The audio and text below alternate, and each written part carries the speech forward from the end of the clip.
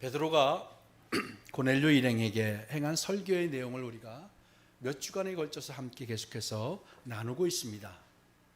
베드로가 힘주어 선포한 복음이 뭐였죠? 화평의 복음이었죠.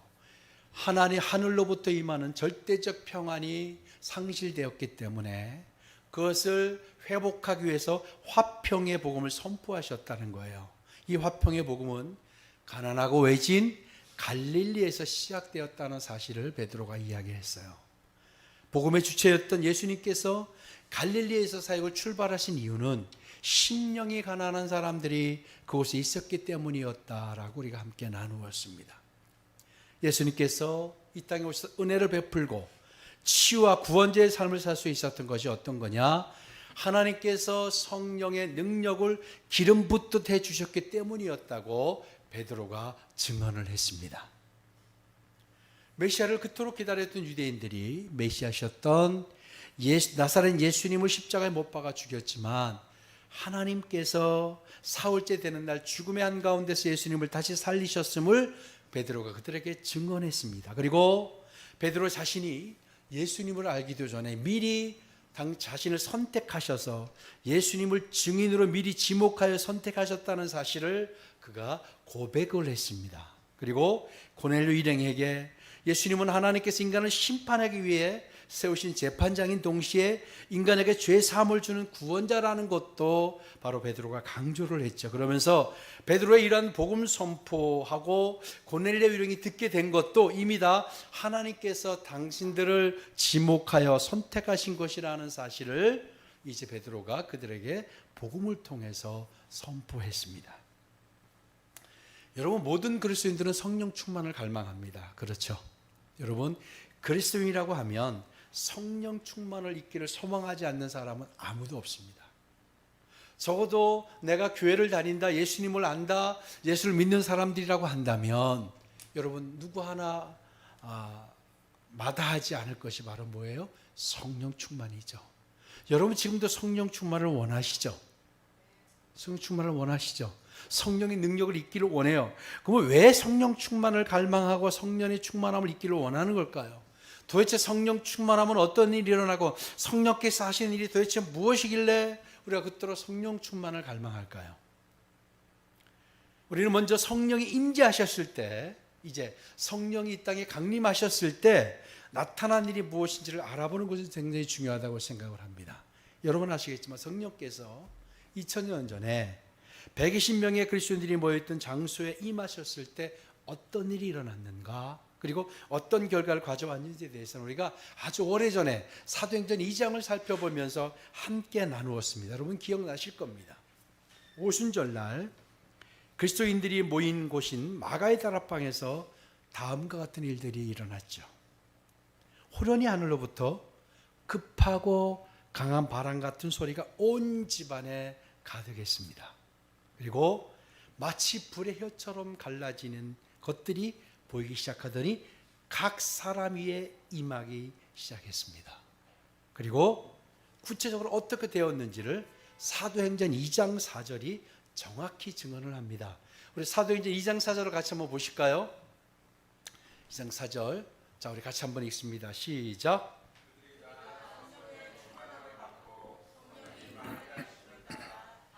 언어들로 말하기를 시작하니라. 이때 성령이 강림하셨던 때가 언제예요? 유대인들의 큰 명절인 오순절이 되어서 각 나라에서 예루살렘으로 수많은 유대인들이 찾아왔던 시기였습니다.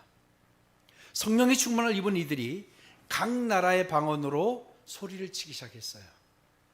그리고 큰 무리들이 그것을 듣고 놀랐다고 성경은 이야기합니다. 그런데 그곳에 있던 대부분의 사람들은 분명 그들이 다른 나라를 방문해 보지 않았던 사람들인데 이들이 여러 나라의 언어로 말하기 시작했죠. 그래서 그것이 아마 예루살렘을 떠들썩하게 합니다. 정말 신기할 뿐이에요. 그래서 이 일들을 설명할 길이 없어서 사람들이 뭐라고 했죠? 그들이 새술에 취했다 이렇게 이야기했습니다. 여러분도 새술에 취하시길 바랍니다. 성령의 세술에 취하시길 축복합니다. 자, 성령께서 임하셨을 때 나타난 현상 중 하나가 뭐냐면 방언으로 말하는 거였어요. 그렇죠? 그들에게 방언이 일어났어요.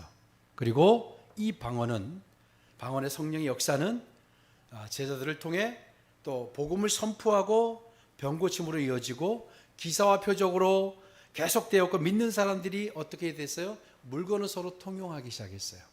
성령이 임하자 나타난 현상이 뭐냐면 사람들이 물건을 서로 통용하기 시작했어요. 여러분, 이게 쉬운 일이 아니죠. 물건을 서로 통용한다는 거, 이거 쉬운 일이 아닙니다. 이거 있을 수 없는 일이에요. 이 지구상에서 특별히 시족사회라든가 어떤 그런 거 특별한 종족이 아니면 있을 수 없는 일이었어요. 그런 일들이 일어났어요. 그리고 자신의 재산과 소유를 파는 일들이 일어납니다. 그리고 사람들을 위해서 쓰도록 내놓습니다. 그리고 날마다 마음을 같이 해서 성전에 모이기를 힘쓰기 시작했어요. 그리고 함께 떡을 나눠요. 깊은 교제를 시작해요. 그리고 하나님을 찬송하는 일이 계속되었어요. 그러자 구원받는 사람을 날마다 더하게 하는 것으로 하나님이 역사하셨다고 사도행전 2장이 증거하고 있어요. 여러분, 성령께서 강력히 임재하실 때, 성령께서 강력히 강림하실 때 나타나는 현상이 뭐냐면 성령의 강림을 현장 주변이 다 알더라는 거예요. 성령이 강림하셨다는 사실을, 성령이 충만히 임했다는 사실을 주변이 알고 놀라워한다는 거예요.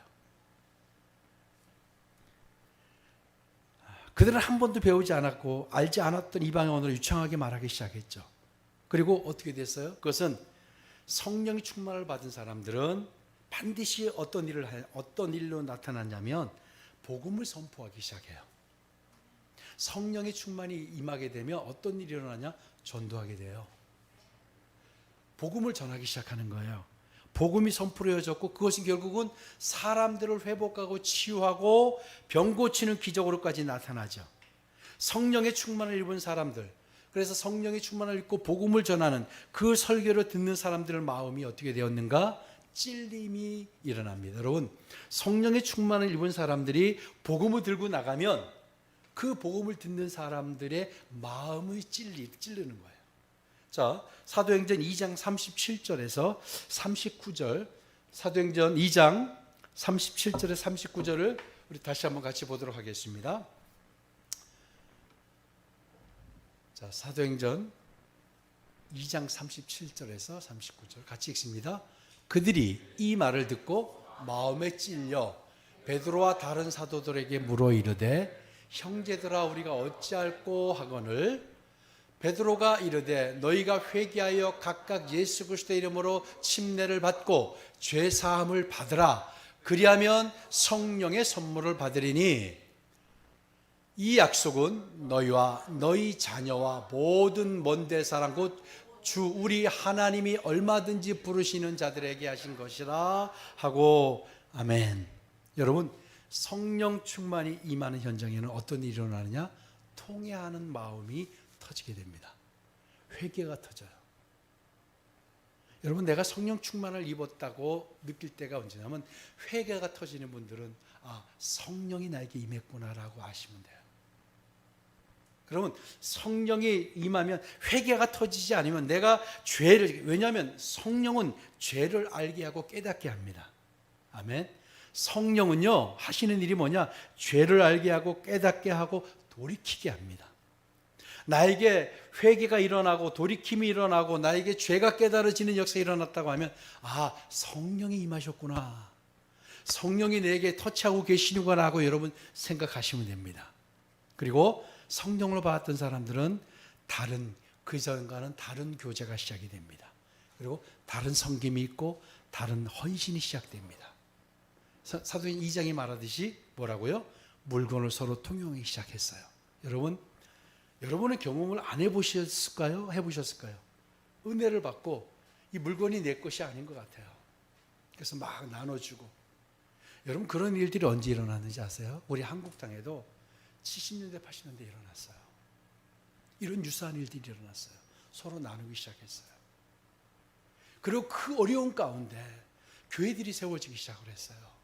성전이 올라가기 시작했고, 바로 성령의 강력히 역사가 일어나니까 그런 일들이 일어났어요. 그리고 사람들을 도와주기 시작합니다. 재산을 팝니다. 이런 일들이 이제 왜 성령이 나타나게 되면 언제나 이런 유사한 일들이 일어나는데, 성령의 강림은요, 나의 정체성을 깨웁니다.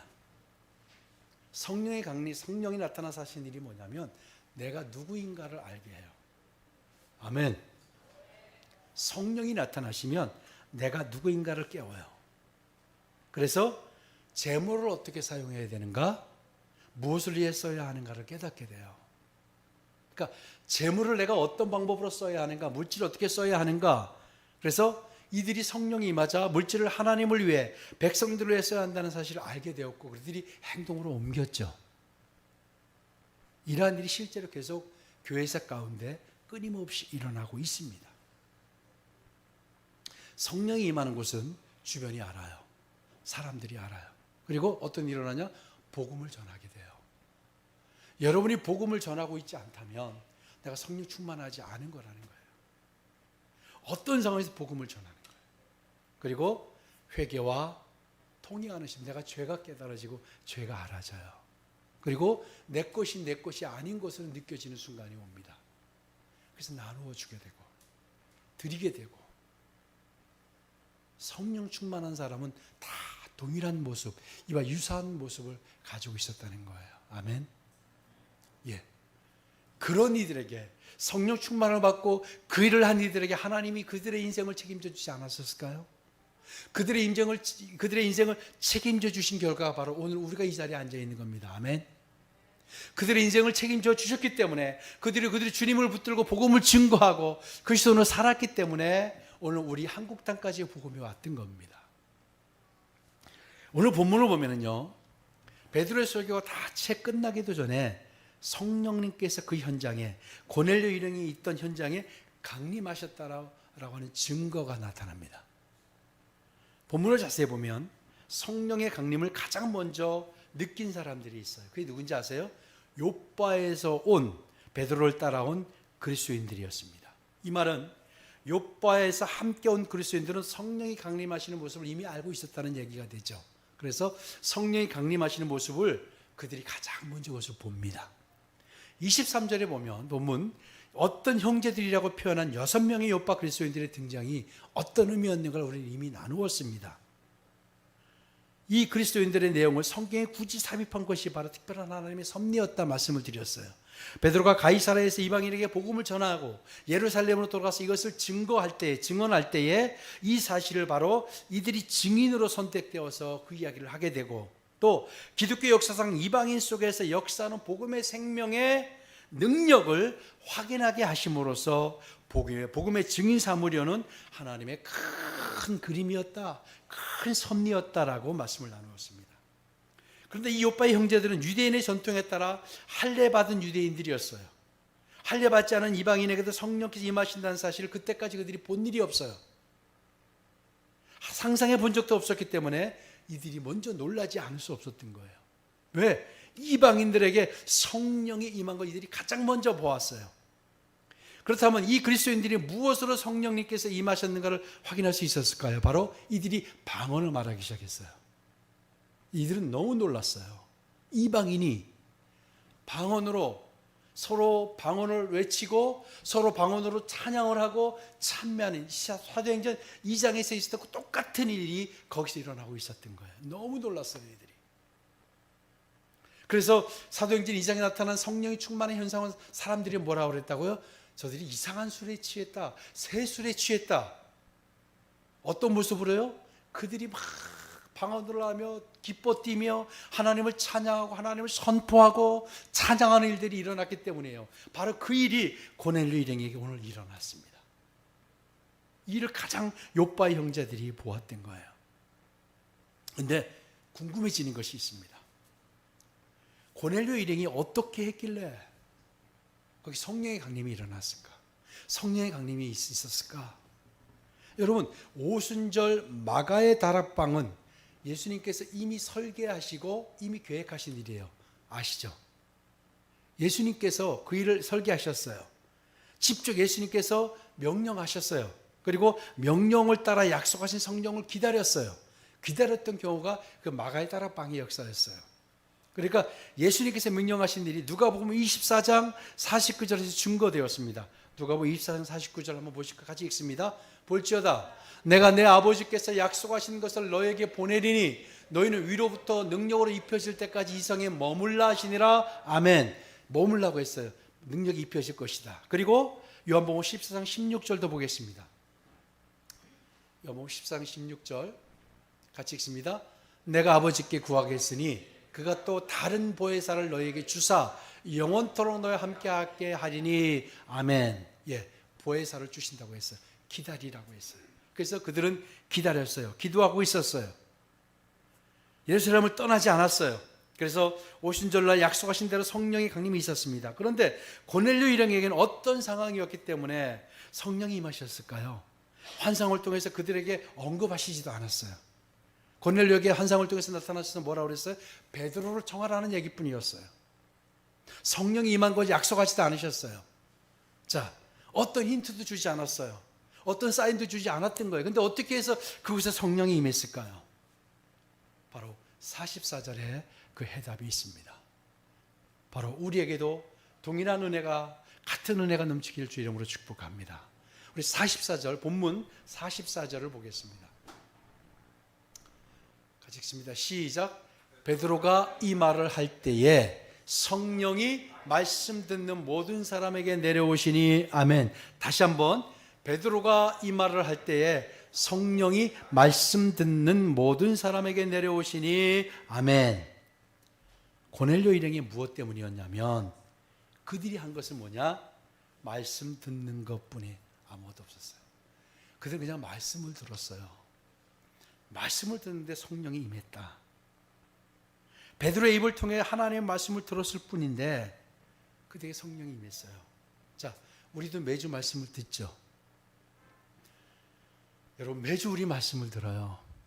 매주 강력한 성령이 우리에게 임하십니까? 어떠세요? 잘 여러분 생각해 보세요. 성령이 임했던, 마가의 다락방에 임했던, 고넬료에게 임했던 이 성령의 역사가 우리 가운데 매주 일어납니까? 매주 가슴이 뜨거워지고 매주 복음을 전하게 되고 매주 회개가 터지는 거예요. 매주 회개가 터지고 매주 사람들을 돕게 되고 이럴 일 여러분 일어나셨어요? 생각해 보세요. 일어나셨어요? 그러면 이런 일은 반드시 일어나는데, 늘 이루어져 왔는데, 교회사를 통해서 계속해서 되어 왔는데 왜 우리에게는 이것이 강력하게 일어나지 않을까요? 고넬료에게 왜 이런 것들이 일어났을까요? 바로 오늘 본문이 그래서 설명하고 있습니다.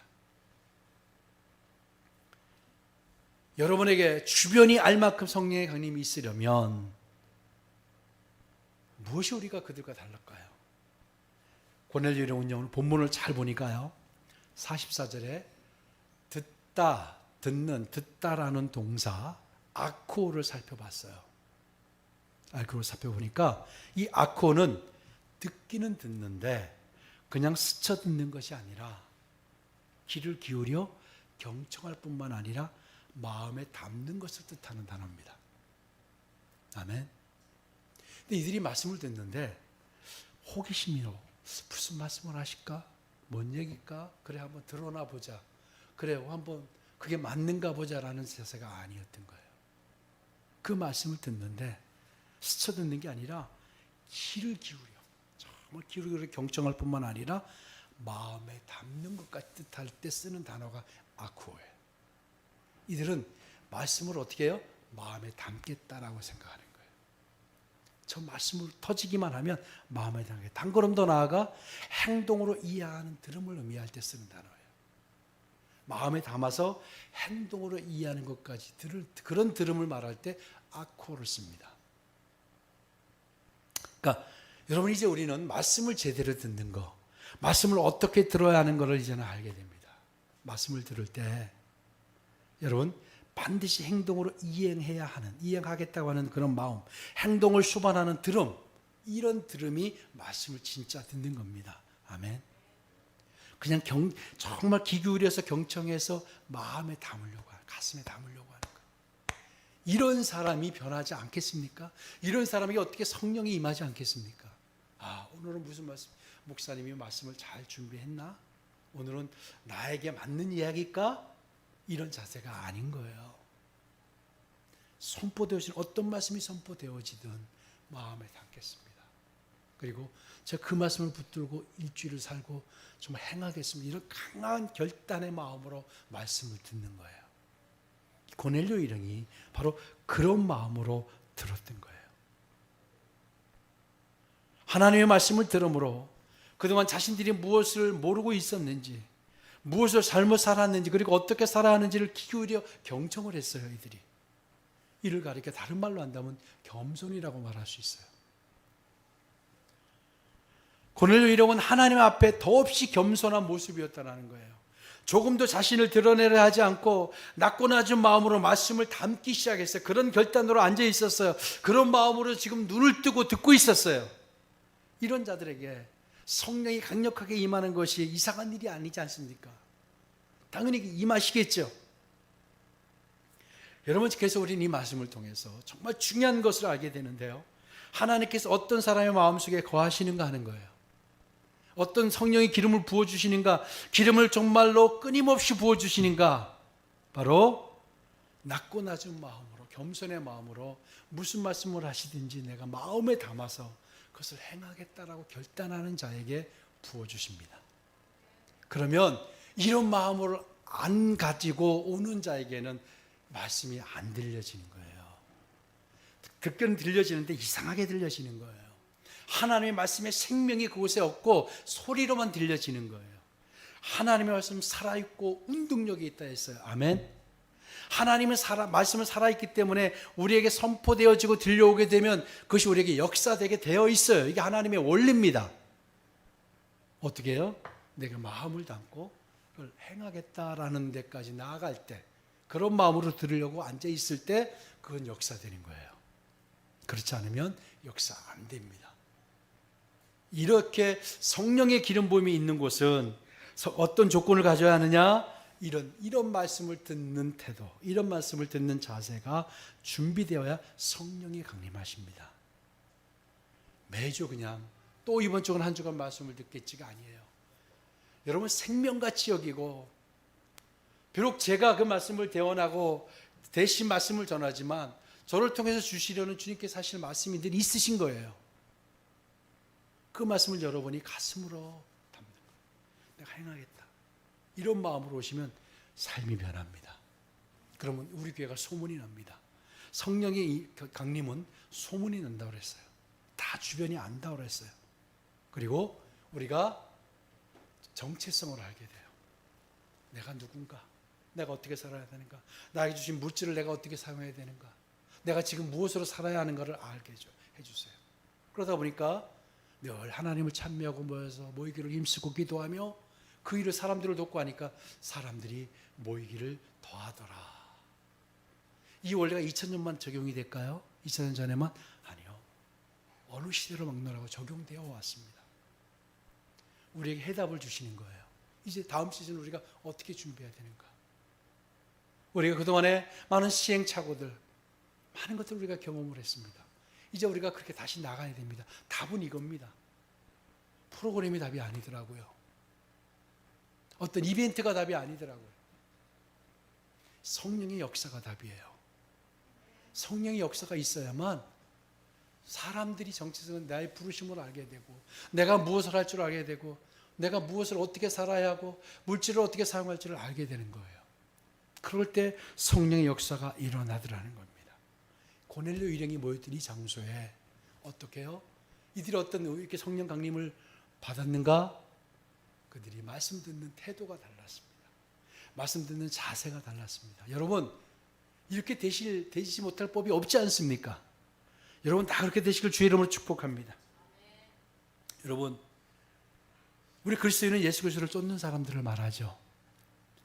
예수 그리스도를 분명히 본받아가는 사람, 살아가는 사람입니다. 근데 여러분, 실제로 많은 그리스도인들이 주님을 쫓아 살아가는 것을 많이 힘겨워합니다. 힘겹습니다. 힘겨울 뿐만 아니라 어렵다고 말하고요. 때로는 불가능하다고도 말합니다. 근데 여러분, 불가능하지 않다는 거 아시기 바랍니다. 주님의 삶을 쫓는 것은 결코 불가능한 일이 아니에요. 왜? 불가능한 일이었다면 주님께서 우리를 당신을 쫓아 살라고 말씀하실 리가 없습니다. 우리를 창조하신 하나님, 신실하신 하나님께서 그리스도인으로 살라라고 우리에게 하지 않으셨을 거예요. 이게 불가능하다면. 그럼 어떻게 가능할까요?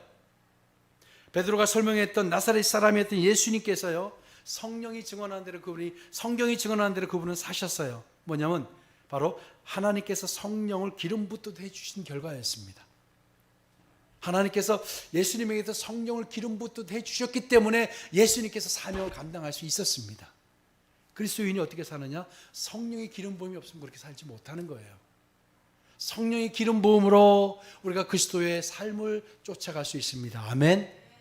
그러면 고넬료 일행들과 같이 마음을 담기 위해 겸손한 마음과 낮고 낮은 마음으로 우리가 예배 안에 설 때에, 말씀 앞에 설 때에 주님께 성령의 기름을 부어주십니다. 이제 여러분, 내가 어떤 마음으로 매주일 예배를 드려야 되고 말씀을 들어야 하는가? 호기심이나 궁금함이나 눈앞에 닥친 문제 해결을 위해서가 아니라는 거예요. 정말 경청하고 귀 기울여서 가슴에 담겠다.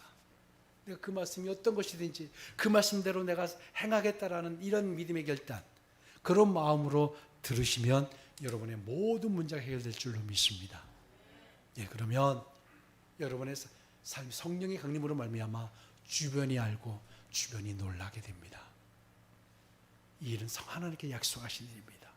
여러분 이제 결단합시다. 여러분 그렇게 될 수 있습니다. 예, 그렇기 때문에 오늘 우리에게 이 말씀을 하셨다고 저는 확신합니다. 지금 우리가 그런 시즌이기 때문에, 그렇게 다시 우리가 성령의 강림과 성령의 충만을 입어야 되는 시즌이기 때문에 하나님께서 우리에게 이 말씀을 나누게 하셨다고 저는 확신합니다. 여러분 말씀을 들을 때 항상 어떻게 해요? 이런 고넬료 일행이 가졌던 마음으로 여러분 들으시길 주의 이름으로 다시 한번 축복합니다. 그럴 때 성령이 강력하게 임했습니다. 오늘도 이 시간에 이곳에 성령이 강력하게 임한 줄로 믿습니다. 우리를 깨우고 우리를 흔드셨으로 믿습니다. 그리고 우리 가슴을 다시 한번 우리 뛰게 하신 줄로 믿습니다. 그리고 이제 내가 그동안 말씀을 잘못 들었구나 라는 여러분의 또한 회개가 통해하는 마음이 여러분 안에 있기를 주의 이름으로 축복합니다.